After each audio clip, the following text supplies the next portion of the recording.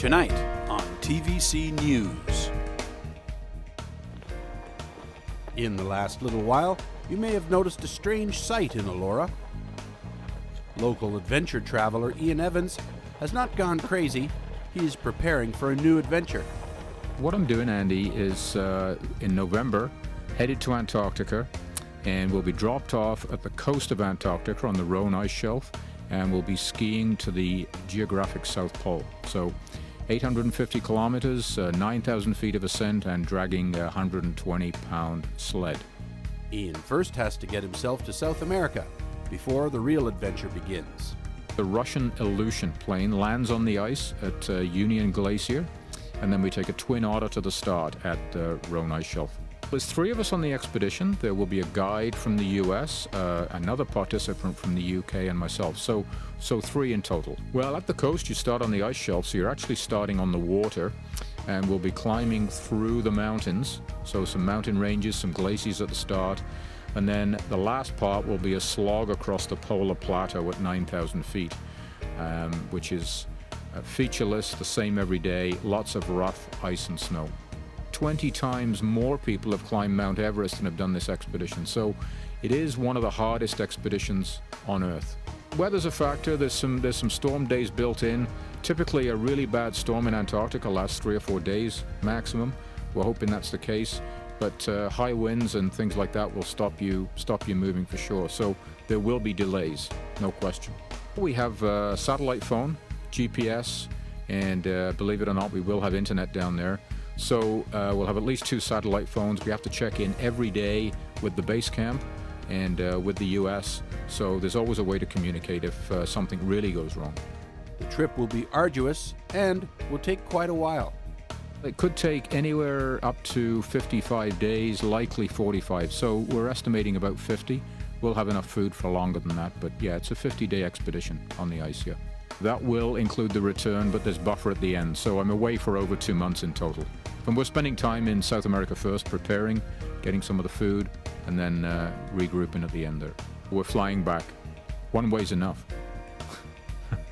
Certainly special gear, all specifically made. A lot of it's been made in the UK by a polar outfitter, and a lot of typical gear like Gore-Tex doesn't work because the pores of it clog up. You have to use older materials, Ventile and cotton, and everything has to be workable in the freezing conditions, even your technical equipment, cameras and things like that. I love doing expeditions like this, and I do a lot of public speaking, and my keynote speech is life begins at the end of your comfort zone. And this truly is at the end of my comfort zone for sure. But I do it because I can do it, I'm fit enough to do it, and I will be the oldest Canadian to ski from the coast to the South Pole. Lots of trips before, of course the cycling trips, Australia, Iceland and up to the Arctic in Canada. But before that I've climbed 5 of the 7 summits, lots of high altitude mountaineering, lots of living in cramped and difficult conditions, and that should really help me out. I've also done a lot of training for this trip. I'm presently dragging a tire around Elora, raising money, which has got a lot of awareness, and also to get fit. But also in January went to northern Minnesota, where I camped in minus 40 conditions and dragged a sled around for a few days. So that was all part of the build-up for this expedition. Besides planning and training, Ian has another difficult task to conquer before leaving Canada. I've got to raise, the whole cost of the trip is close to $100,000, $95,000. I'm putting in $25,000 to $30,000. Generous corporate donors and personal donations have brought me up another $25,000. And I've just launched a Kickstarter campaign, which is a fundraiser, and this runs till October 23rd, and it's all or nothing. So I need to raise $15,000 by October 23rd, or I will get 0 out of that financing. If people want to participate in this, which I would truly appreciate, they should log on to my website at www.ianevans.ca and click the link on the right to the Kickstarter campaign, and there you can donate. I'd really appreciate all the help that I can get in the next 2 or 3 weeks. So that's www.ianevans.ca. If people want to follow the expedition while I'm actually in Antarctica, you can go to my website and you can click on the South Pole tab.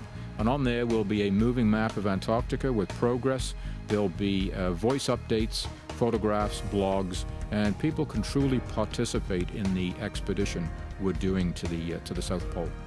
People may be interested in wishing Ian well before he goes. I'll leave someone else to organize the send-off, but I'm sure all our friends will organize something in Elora before I go, that's for sure. Looking forward to that after all this preparation. See the full story tonight on TVC News.